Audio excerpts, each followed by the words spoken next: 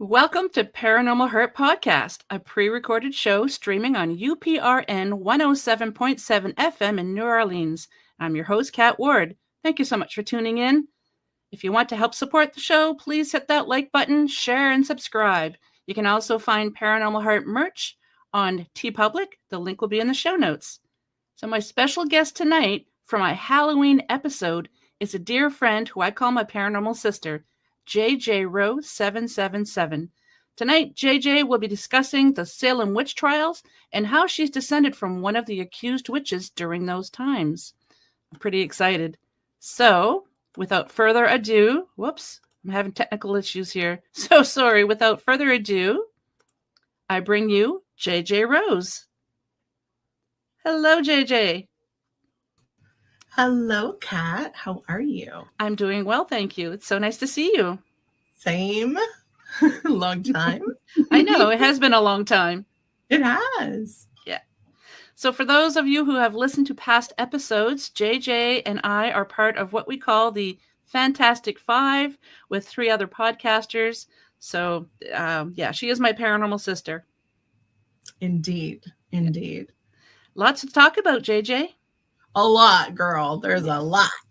So first of all, happy Halloween, everyone. Happy Halloween. Yay. It's the most wonderful time of the year. But yeah, so Kat, you were really interested in this episode and what I found out about my family tree, which makes a lot of sense now that I understand it with history. So yeah, why don't you tell me where you want me to start? Well, if you could start giving the listeners and viewers just a little bit of a background on you, just to introduce yourself, and then we can get into the Halloween side. Sure. So I am a psychic energy entity cleaner and clearer, which is a nice way to say I do exorcisms. I remove attachments, help people tune and clear their energy fields. Mainly, though, I'm a metaphysical teacher. I have a YouTube channel, and basically I put in playlists a little bit for everyone, people who are just having spiritual awakenings, people who are more advanced. Definitely a playlist for people who want to have hands-on things that you can do that are free to enhance your own spiritual protection, self-healing work, all the things. I even have a little channel for paranormal investigators, kind of give them some tips. I also am a psychic specialist for a paranormal investigating group. I wear many, many hats. I am also a white witch. I am also an ordained minister. I am a lot. You are a lot. And I have to say, you don't just clear the nasty energy, you nuke them, because it has been mentioned on past episodes on my show and on some other podcasts that people who are in the same room as you, when you clear out these nasty energies, they can feel almost like a nuclear bomb went off. I put out a lot of heat when I'm working. So, my hair looks nice right now, but I have the AC to sub-zero, basically, to keep it that way. But there are times when I'm doing this where even remotely, I've worked with people in other countries where they physically feel warm when I'm working. A couple people feel the opposite. They feel cold. It just depends on your sensitivity and how you sense things. But yeah, I love the work that I get to do. I love working with other people, seeing them grow and develop. That's really what makes me excited and happy. Yeah, it's pretty amazing what you do. It's not for the lighthearted, definitely. Yes.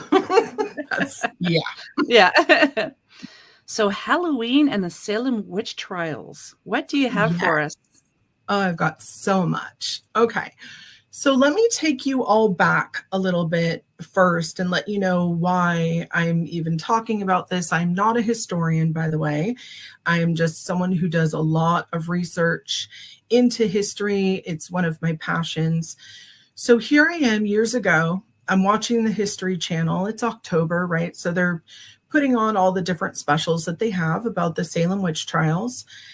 And all of a sudden I see this man go to this gravesite, and he's asking forgiveness from this person who was hung at the Salem Witch Trial because he's an ancestor of one of the accusers. And he felt that the connection and not getting forgiveness from his generational line was causing him to be cursed or bad luck, whatever you want to call it.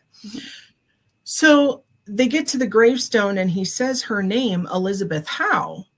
And I have this moment where I'm like, wait a minute, I'm a direct descendant from the Howes. I wonder if, because I don't know that much about my family's history. It wasn't really talked about. And also my grandpa was Canadian. So I didn't even know that we had Canada. Right. So I didn't even know that we had, American blood. Plus going back that far, it was never discussed. It was never talked about. So fine. So I look it up to see, was Elizabeth Howe, connected to the relative that I know I'm related to? And yeah, it was her grandson. Wow. So I'm a direct descendant from her. And I can remember being in junior high and they were talking about the Salem Witch Trials in history class. And I was so incensed at what happened. Mind you, I'm like 12. Okay.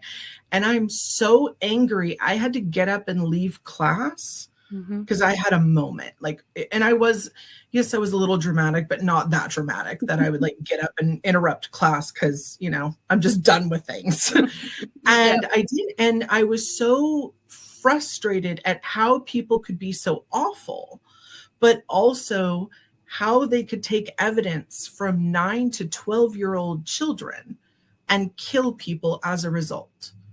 And this led to just kind of this lifelong love of justice, but also really wanting to defend those who are falsely accused and set the record straight for history's sake.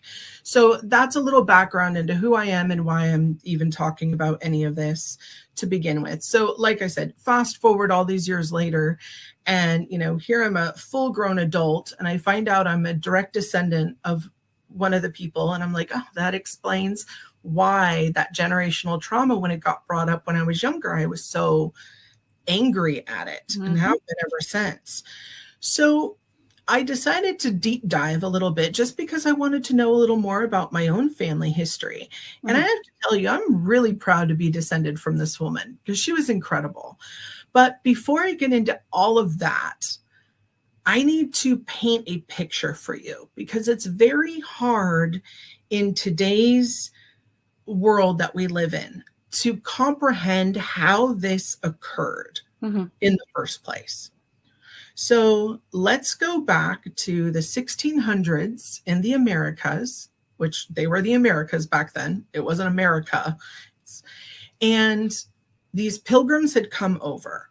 They came over from England because England and their religion, Christianity in England under the king, that was not dogmatic and Christian enough for them. So these people were die-hard religious and they wanted a fresh start. So they come over to the New World on the boats and they basically get here and have to all of a sudden figure out that we're not familiar with this land. Nothing about this place makes sense. There's rocks in the soil. There's trees everywhere. We have to clear it. It's a lot of hard labor, very intense hard labor. And you've already been on a ship for 6 months, right? Like sailing over here. And now you get here and you're immediately put to work, those who made it.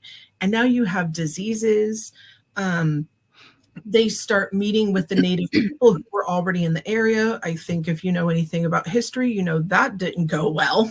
Yeah. So there were a lot of wars. There was a lot of trauma. There were a lot of savage, brutal invasions on both sides of the coin. It was the native people as well as these Puritans, and they would attack each other. I mean, they would do it in the middle of the night while kids were sleeping. It was bad.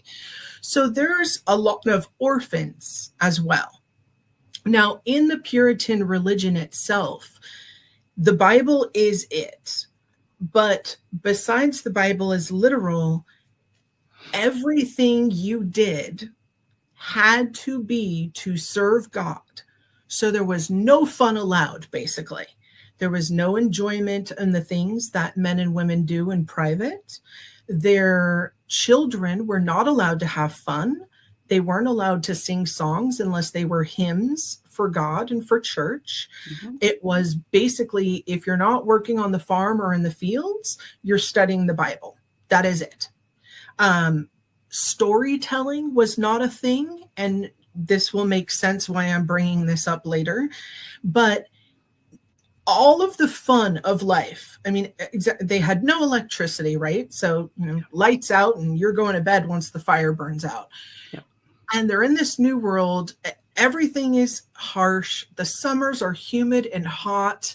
They're not used to heat. They're from England, right? It doesn't really get hot there. And then these winter storms would come in, which New Englanders will lovingly call nor'easters.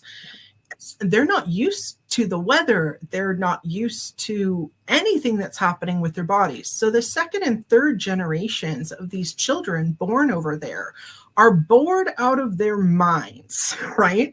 But they're also extremely and intensely brought into this world of everything is very God and Bible based. So when someone would do something which would be considered a sin, or even something that is considered off-putting to someone else, they didn't quietly talk about it together. They didn't say, hey, Kat, the other day, when you came over, you didn't bring bread and you said you would. What they did is they would take each other out to the public square and they would scream to everyone what happened. So everything was public, because that was their way of quelling any gossip, right? Because gossip is not allowed per the Bible. So we're talking, if a couple got into a little argument, they went out to the middle of the town square and told everybody about it. And then if it was a punishable offense, everybody knew about it and everybody got to see the whipping or whatever the punishment would be. So this is very, I think the kids nowadays would call it everybody's info is on blast, right? Yeah. It's not a fun time. Everything is very serious. You have no privacy. None. None. Can you imagine what happens? Like you and your husband get in a little tiff over, the marmalade being low. Yeah. And you have to go to the town square and go tell everybody about it. And then you're admonished as a female because you should have had what your husband wanted. Yep. Yeah. We've come a long way is all I'm saying. Bear with me. Oh, no kidding. Yeah. Taking a moment. So what ends up happening is you have all these different families, and a couple of them have been there for 1 or 2 generations, but everyone's in a land grab, right? So they're trying to get land, but it's not just land for land's sake. It's, I want the good land, the land that I can raise livestock on, that I can raise crops in, because not all of the dirt over there is great. It's very rocky soil. And then it's close to the port, which is by the ocean. So you have salt going in the soil, which makes things not grow the best. If you do not put salt in soil, people, please. I understand if you are a fellow witch, sometimes we want to salt the corners, but it kills everything. Don't do it. There's my witch tip for the day for gardening. That's a new show, JJ's Witch Tip of the Day. Yeah, that's going to be a real weird long show. So. About 4 tips. That's one of them. So you have this whole situation where all of this pressure is on everyone, and people, whether they're diehard Christians or not, people are people at the end of the day. Yep. And you have some people who get real angsty and want what someone else has, even though it's a sin to covet what someone else owns, right? They're still doing it. But they're trying to be sneaky and get around the rules. So they start suing each other. Now, mind you, everyone is under the crown still at this point, because this is still controlled by England. But obviously they're across the pond, shall we say. So they're trying to do these little subvert things to each other without getting the monarchy involved and without getting the government involved. So there are these little lawsuits. Oh, you let your livestock eat on my land, so I'm suing you and I want a part of your land now, or I want money. And this is going on all over the town, back and forth. And it's these 3 families in particular that it starts with. And basically, these 3 families keep trying to sue everyone for their stuff, and they're getting nowhere. Their lawsuits are frivolous, and they're getting thrown out, or everyone basically comes together and says, you need to stop it. You're being absurd. So we fast forward a little bit, and these guys get together and they say, you know what we need in town? We don't need everyone doing Bible study at home. We need a pastor. And so instead of just hiring a pastor at a church and having people tithe to the church as you do, they enforced a tax on everyone in the township to pay for this pastor, not only give up part of their land for his home, but to also give up their cut wood, their food, and money to have this pastor in town. So already this went over like a turd in a punch bowl because people were not thrilled, right? What a great saying. I'll thank my grandpa for that. So people are not happy already, because before, worshiping and the Bible was something you did at home, and people got together in groups, right, to honor the Sabbath, to do this. They've never had a pastor before. So this is already a concept they're not keen with, and the people bringing it up are the guys who are suing everyone. So not super popular. So this gets passed, and people start begrudgingly giving the pastor the wood, but then times get tough. They have a really rough and wet spring leading into summer. The summer, there's almost a drought. Things are dried out. Wood's getting hard to cut. It's not burning right. And it's kind of every man for themselves. So this is setting the scene for, it's a perfect storm what happens next, okay? So basically, this pastor is getting upset that people aren't giving him what he considers his due. And he starts telling the men who hired him, something's got to be done about this. And they're like, well, we've sued everyone 6 ways from Sunday, and no one's giving up their land and money to us either. Yep. So we're mad too. So they start conspiring of how they can start suing or just going in and taking people's stuff for themselves. So this becomes this very messy plot. Well, enter in the children of the pastor. And the children of the pastor just so happen to hear their parents talking about this, and their nanny, basically named Tituba, who was brought over as a slave from Barbados.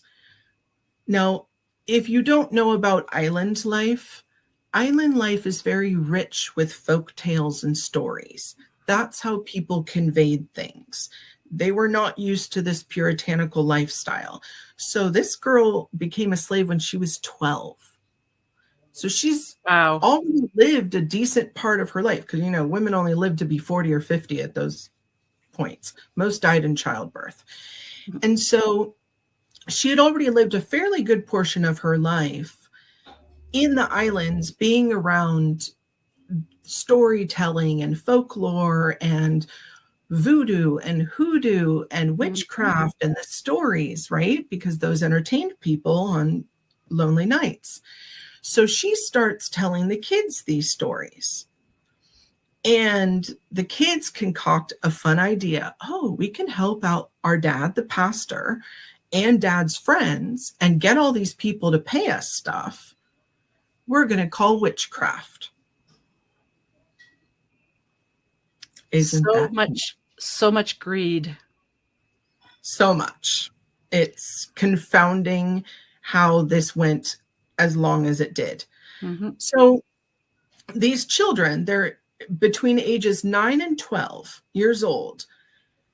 Suddenly, they start having these fits, as they call them, where they would lay down on the ground and start kicking their arms and feet, kind of like a tantrum, we would call it. But they would be uttering nonsense. And then they would wake up from these kind of disoriented. And then they'd say, so-and-so is a witch. She's vexing me with spectral. And listen, if you're like me and you hear the word spectral evidence, you're thinking, like she's a ghost. So what these kids started saying is that different people in town who weren't paying their dues were witches because they were what we would call in today's terms astral projecting to these children and pinching them on their hands and arms, and then causing them to scream and run all about the house and town. Now, again, remember, kids were not allowed to have fun. Kids weren't able to scream and yell. They're not able to go play. They're not able to do any of that. So they should be seen and not heard. Exactly. Yep. So this was like a perfect license for these kids to get on board with this, because this was fun finally. This is what kids do. Kids want to have fun, right? This is why you need playtime and other kids. So these kids start with, first they accuse Tituba and they say, well, she's a witch. And because there were the witch trials already happening over in the UK at this point, there was the Malleus Maleficarum, which had also been out. That was the book called The Witch's Hammers in the 1400s. There was a witch craze because everyone became super Christian and there's witches everywhere. And over in the UK, a lot of it was used as a land grab as well. And so this became a popular way to get what you want. Just accuse the local townsperson of witchcraft, and they'll either A, give you whatever you were asking for, or B, they'll be moved out of the way because the sentence for witchcraft is death. Yep.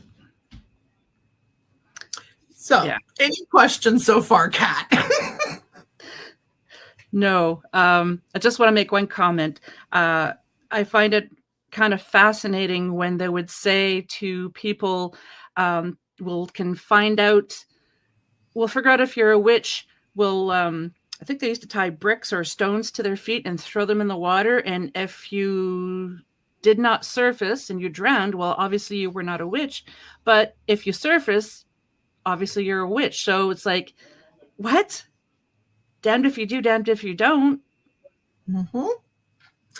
All of the tests were like this. There was another thing that they would do, and you're going to just enjoy this. I'm sure your listeners are just going to love this.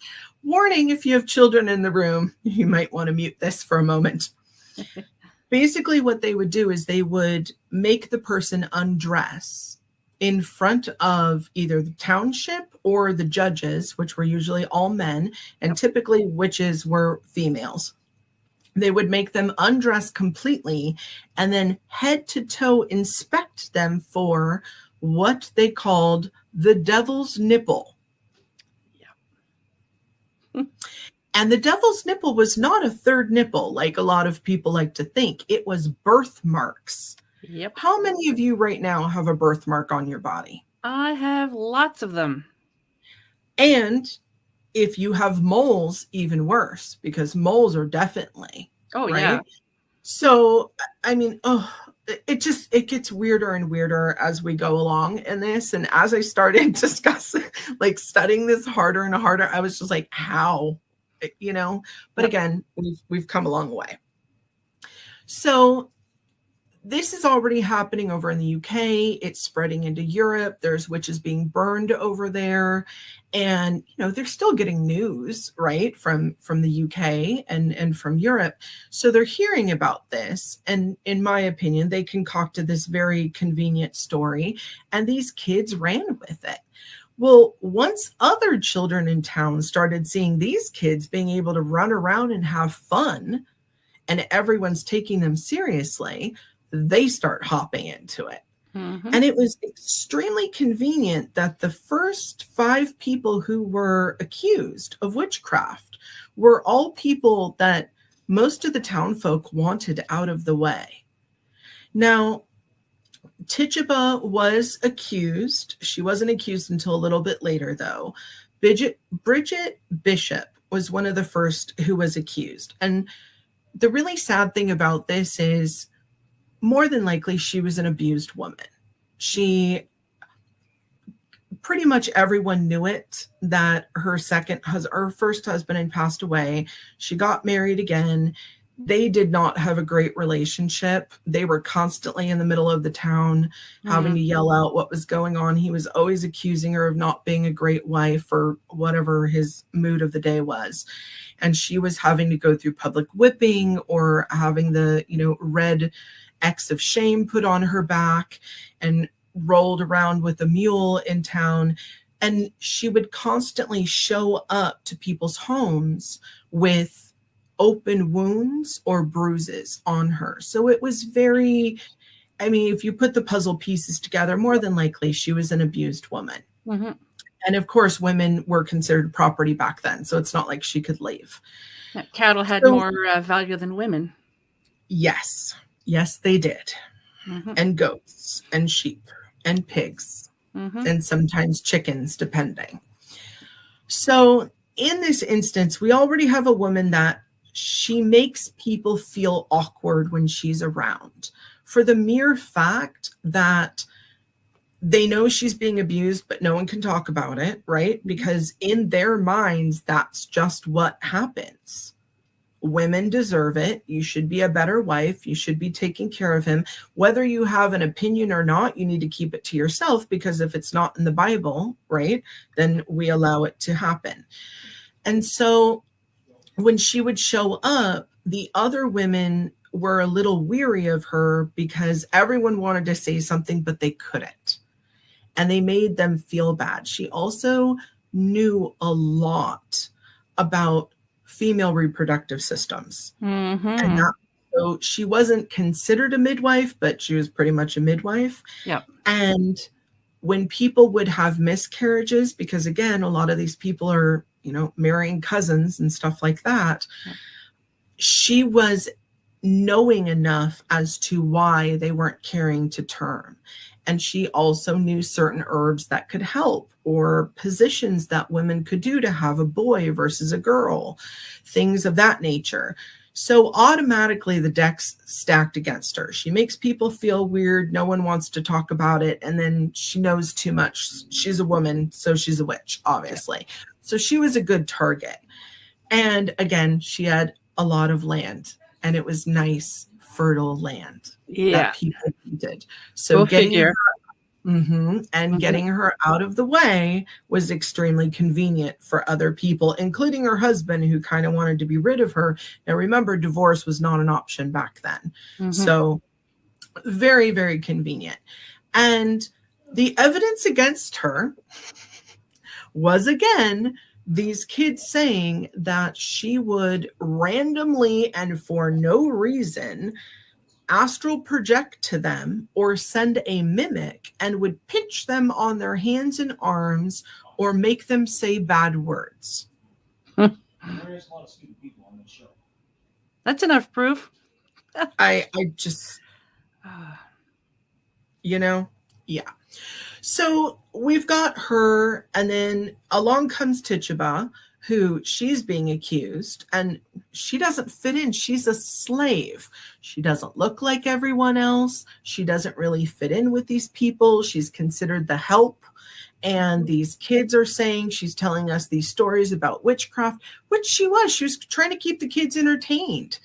And she goes in, and immediately what they do is when they bring you in on the charges, they pretty much start torturing you immediately, saying you need to admit that you are a witch. And if you say, I'm not a witch, then they torture you more because you have to admit that you're a witch. And you need to accuse 2 to 3 other people in town of being a witch, because this makes total sense, right? Yeah. Hopefully people will appreciate the entrapment laws a little bit more after hearing this. So Tituba goes in there. She's maybe 17 to 19 years old. She's not that old. Yeah. And she's scared out of her mind. It's not like she has a family waiting for her. I mean, she's on another continent from where she came from. She's not going to be able to find her way back to Barbados on her own. So she ends up saying, okay, fine, I'm a witch. And yeah, these other people are witches too. How convenient, again, is it that she worked for one of the families who wanted certain people to be accused? So again, it feels like a setup. So then we have multiple others, and then it just became a 3-ring circus because the kids now, I mean, there's almost 20 children at this point that are involved. And what they would do is they would sit in court and they would line all the kids up on the pews, because court was basically where they held church. And they would sit all these kids on pews next to each other. And then they would say, children, is this the witch? And they would have someone stand up. And then one kid would start, and all the kids would start mimicking each other or repeating back whatever this person said. If the person said, no, I'm not a witch, all the kids in unison would say, no, I'm not a witch. And then they'd all start flailing and, screaming, and just the drama of it all was just a lot. But again, no one's thinking kids will be kids. They're taking this seriously. So then all the clothes come off, and then they're searched for that. And then it's more torture. And because this is a township, this is not even a full town. It's small. They don't have a full-on jail. They have basically a basement where they're putting all of these women and shackling them to the wall. I want you to think about that. Okay. There's rats, there's mold, and it's dark. No one can move. And so they're going to the bathroom pretty much right where they're all sitting. And they're all in a giant room together, and no one is listening to their screams. And then a couple people, now that a lot of the widows, right, and those that are more poor in the area, that made them feel bad, because this one woman in particular would come around and she would ask for money for food, or can you give me some food, or let me inside so that I can sit by your fire and warm up. And she had a 7-year-old daughter. No one wanted to let her in because everyone's fighting for their own stuff. So she would call them out publicly. Thanks so much for being a good Christian and not giving me bread or not letting me warm up. Well, immediately she goes in, but she has a 7-year-old daughter, and no one's taking her in. So now there's a 7-year-old orphan roaming around the streets, hiding in people's basements and trying like a mouse. She's going to look for food. And then they accuse the 7-year-old daughter. Oh, wow. It just keeps piling up, where one after the other, they're going after the widows, because if there's no man involved, they can take their property and seize it. So once the poor people were gone, the people with the really good properties were out of the way, and the widows, they started to go after the husbands of the wives that were already accused. Because if we get the husbands too, now we can take the land. So around this point, some people start waking up to this, because they accuse a very well-standing woman in town. And people start saying, this isn't right. This is ludicrous. And my relative, Elizabeth, the reason why she was accused is coming out of the first or second trial. I forget which one. Or sorry, it was the first. It was Bridget's trial. As she's walking out, everyone's leaving the courthouse because they've condemned her to death now.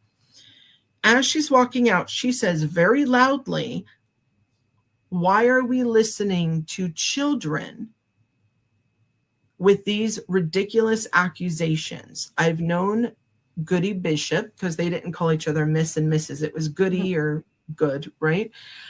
I've known Goody Bishop my whole life, and she's never harmed a soul and only helped everyone. And the kids hear it. So she's a witch. And that's how my relative ended up being accused. Giles, everyone, for the most part, everyone who was accused and sentenced to death, which was almost all of them, were hung. They did not do the fire thing in America, probably because they didn't want to waste the wood at this point, is what I've come up with. So they would do a very public hanging. Giles Gorey, who was a male, when he was accused, he was sentenced because he held out and said, I'm not a witch. They basically laid large stones on him. So they laid him on the ground on top of rocks, put a board over him and large boulders to make him confess, and let him sit outside for 3 days in the winter during day and night with no food or water, asking him constantly, will you admit that you're a witch? And his final words were, more weight, please. Yep. And there is a wonderful podcast called If You Have Ghosts, You Have Everything. And the host is Alan Bishop. And that is his direct descendant. Nice. Yeah. That's pretty cool. It is. When I first heard him talk, I thought, oh, if I met him, I would call him brother and he would know what that meant. And then when we found this out about each other, I laughed. And I said, we're probably related at this point. Yeah. So, fun how all that works out. Yeah. That's amazing. Yeah. But yeah, anybody who's being tortured, after a while, the majority of them will just confess. While there's still going to be a few of them that are stubborn enough to say no, like you said, more weight, please. I just can't imagine that. Is it? I mean, it's so wild to me. And honestly, to most anyone listening to this, you're going to think like, who would have gone through with this? But again, because the way that everything was a perfect storm, everything worked in these guys' favor. And people were calling them out right and left. They were saying, we know you're doing this deliberately, but they couldn't prove it because everyone was afraid of witchcraft, right? Yep. That was the big old crazy thing. So there are a lot of theories as to why this all occurred. And first and foremost, let me tell you, this is America's first conspiracy, because what ended up happening is towards the end, 18 people had already died. The governor comes to visit. Now, remember, the governor, they didn't want anybody reporting because the governor reported directly to the crown. So the governor comes and he has a very beautiful wife. And of course, he's a governor, right? So he has money and she has beautiful dresses. And so they come into town and the kids basically didn't like her, right? Because the girls are now starting to get to the age where, you know, we need men looking at us to be a wife. And this woman comes in and all eyes are on her because not only is she pretty, but she has fancy clothes. They've never had fancy clothes. They don't have fancy anything. So she comes into town with the governor and she's just sitting there, like probably just sitting there, probably doing nothing actually, because women weren't allowed to do anything. And they accused her. So as this governor is getting this update, okay, how are these witch trials going? Like, all right, I get it. On the back end, the kids start accusing her of being a witch. So the next day, knock at the governor's door, and he finds out your wife has been accused. And at that point, he went ballistic and shut everything down, and everything stopped. They did have one more hanging, unfortunately, before that. And what they did is they went house to house, because back then you didn't have just one court reporter who sat and took notes. There wasn't much to do. So everyone took notes and everyone had a private journal or diary. And they went house to house and confiscated everyone's journals or diaries about the trials, because the governor realized, oh my God, we've been listening to children and we just killed 19 people, most of whom were adults and, you know, all paying a lot of taxes to the crown. I'm going to get chewed out for this. So probably best we make this go away. Yep. So that's why the few transcripts that we have and journals that we have on this are so important, because so much of it was confiscated. It's not like they had cameras back then, right? Yep. So we've got the government trying to shut this all up. And then we have the 3 families who were involved, including the preacher. They're all trying to shut this up because they don't want people thinking they're the bad guys, because they're very clearly the bad guys in all of this. But there are a couple other things that are very curious. Now, I had mentioned that they had a very wet spring before and a very harsh summer. And that can lead to a perfect recipe when you're growing wheat and grain of ergot. And it's a very special kind of purple mold, basically. And back then, these people were hungry. They're starving, right? If the crop goes bad, salvage what you can. So there are some thought processes, because when someone consumes ergot, it's basically like LSD. It causes hallucinations, but because the children are small and malnourished, it can also cause seizure-like fits and tics. And this is a lot of the things that these children were showing, right, on public display, which makes sense, because if everyone's wheat had some ergot on it, some more than others, and these kids were eating the bread, which is the main staple of their diet, potentially all of them were rolling on acid. So they're all tripping. Yes, that was the word I was looking for. Thank you. You're welcome. So, you know, you've got that. You also have, you know, there are some people, I mean, just to state the obvious, a lot of these people were inbred. And when that goes down a couple generations, some of the kids are going to come out and they're going to have little things that are a little off with them. And that can also cause some awfulness, and it can cause giant imaginations and them to act out of turn, which is maybe why these children were acting so weird compared to how they normally would act. But again, because everything turned on a dime and it was very convenient, I'm still leaning towards it was a land grab. Just saying. I'm not using my psychic skills on this, but it's like that saying, I'm not saying it's aliens, but it's aliens. Exactly. Get me, girl. So, you know, the real thing for me is you have all these people who are making these accusations. Oh, they're evil. They're a witch. In reality, those people, I feel, were the evil ones. Definitely. Because they did this maliciously. They did it with the intent to hurt other people. They did it for selfish reasons. Yep.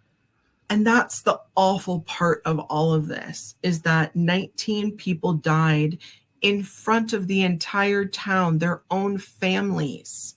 And being hung is, I mean, it's not like, oh, your neck breaks and you're dead. Most people, no, it's not pretty.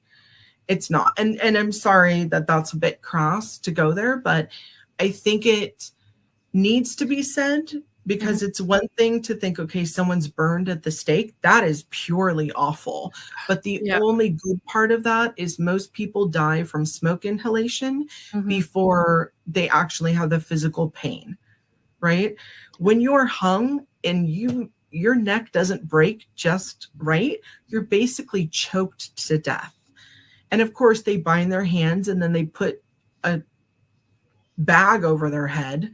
And in some cases, they didn't put the bag over the head. They learned how to do that real quick, because unfortunately, when Your neck is constricted. Certain parts of your face bug out.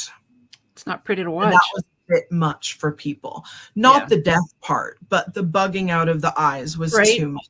Yeah. My God. So it's pretty much greed and murder, really. Yes. Yeah. I mean, I find, yes, this is harsh reality. It's horrible what people went through back then, but it is still part of history. And I think it's important for people to know, no matter how bad it is. It is. And the main reason why it's taught in school is because it was a huge turning point for the legal system at that point. And as a result of it being such a large turning point, it changed some laws once it was absolutely found out. Now, the laws changed over on our part, but it didn't change over in Europe for a good long while. Now, the United States of America finally in 2022 exonerated all 19 of the people who were hung for witchcraft, and including the other, I think, 12 that were accused and then let go when the governor stepped in and said, just let everyone go. Like, we're just going to bury this. I didn't actually know that. 2022, Yeah. you said? 2022. Yeah. Wow. It took a while for them to get. No kidding. Yeah. Yeah. So their criminal records were scrubbed, 400 something years after they had died. Thanks. I'm sure they really care about that now, but at least legally it's on the record and it sets precedent for going forward with different legal cases. Now, that being said, did you know that the last person convicted of witchcraft, what year do you think that happened? It's probably a lot later than I think. Within my lifetime? Oh, wow. What year? So in Canada, the last conviction for witchcraft was 1993. Wow. Do you know where in Canada? It was in Quebec. The conviction was upheld by the Court of Appeal because the trial judge was able to infer that there was fraudulent intent on the accused behalf. Because basically what happened is there was a person who was going around and was saying that they were psychic and they could talk to the dead, and they were unfortunately bilking people for a lot of money. And it was pure fraud that they were doing. It wasn't, an actual service. But guess what year Canada decided to repeal the law that this person was convicted under? The witchcraft law. Oh. Just guess. I don't know. Girl. 2000. I don't know. I'm just throwing that out of my butt. 2018. 18. Yeah. 6 beautiful years ago, Canada's law against pretending to practice witchcraft was repealed. Now, police do still persecute and prosecute people who, quote unquote, use the dark arts to fraudulently take money from people. But again, it's very hard to prove that unless there's like a concerted effort. The workaround is a lot of people will say they are Reiki, they practice Reiki and things like that. So that way they're not accused as a witch. Wow. Yeah. Okay. Well, again, according to the Puritans, y'all witches. Yeah. You're listening to this, you're a witch. Moles, nipples or not. That could be the title of the episode. Moles, nipples or not. Okay. Not really. Sure, the sponsors are going to love that one. So in Scotland, Scotland in 1944, Helen Duncan was one of the last people to be tried under the Witchcraft Act.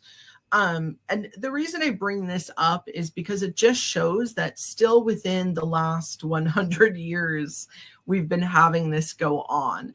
And I will get to America last because this one is a doozy, girl. Like, I'm going to have to bend your ear on this. Still mad. So Helen Duncan basically was accused and for the same thing. She was a spiritualist. She had been doing this since the early 1920s, though. Back then, she said she was a clairvoyant medium and she would hold seances. So people would pay money to come to the seances, and she said she would be able to conjure ectoplasm. And there was a photographer, Harvey Metcalf, who photographed her doing this at one of the seances. There are people to this day who still do this. I was invited to one last year. I declined. I had 2 friends who went, and they said, don't know how to explain it, but like, apparently they put some things out on the table and then everyone sits around. But here's why it's weird to me, because you and I think of a seance, we think there's a couple candles lit, right? We're holding hands around the table.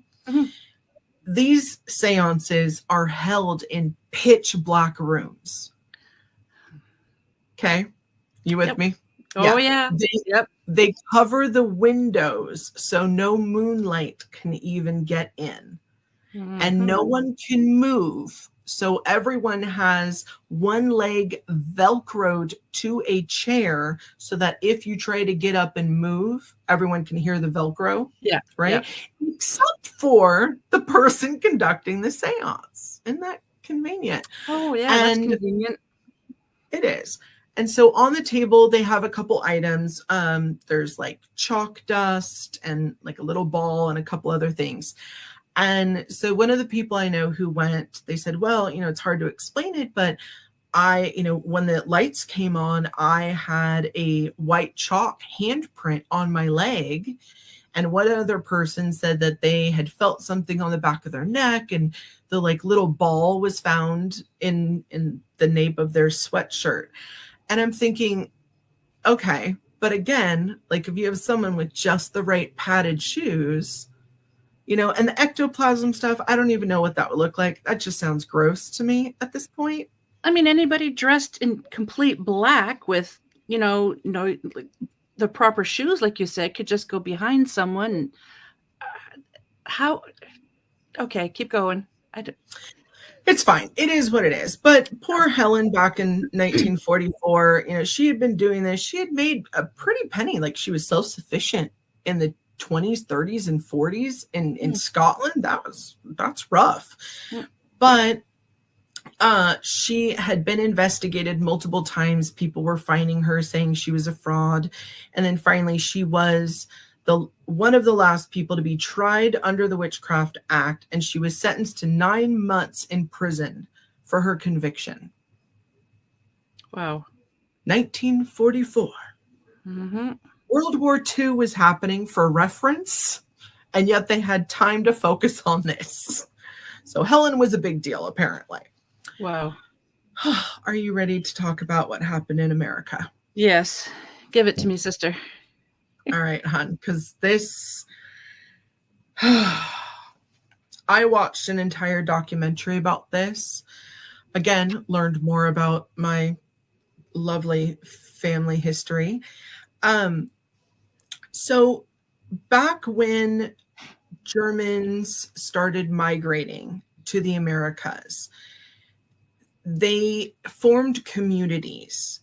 And for whatever reason, they called themselves the Pennsylvania Dutch. And some of them, German, Netherlands, whatever, but they all spoke kind of the same language. And so they were labeled as the Pennsylvania Dutch. And what a lot of people don't know is that they had healers and what we would call witches or energy workers who were given a gift. And they called it powwow magic. Now, this gets a little dicey, right? Because a lot of people, when they hear the word powwow, they think of Native Americans, because that was something people used to say, right? The powwows. And that is a Native American term, and that is something.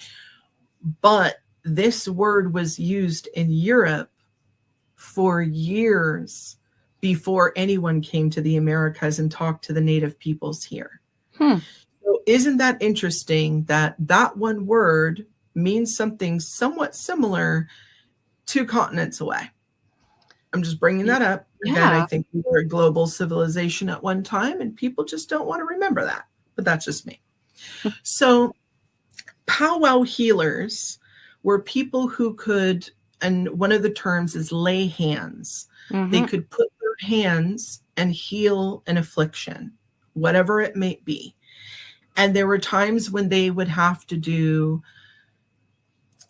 herbal work, and sometimes a little more than just laying hands. It would be like a process, what I would call spell work, right? But they would call it like a process. And in some of these, this was handed down from generation to generation. Now, again, I mentioned my heritage with this.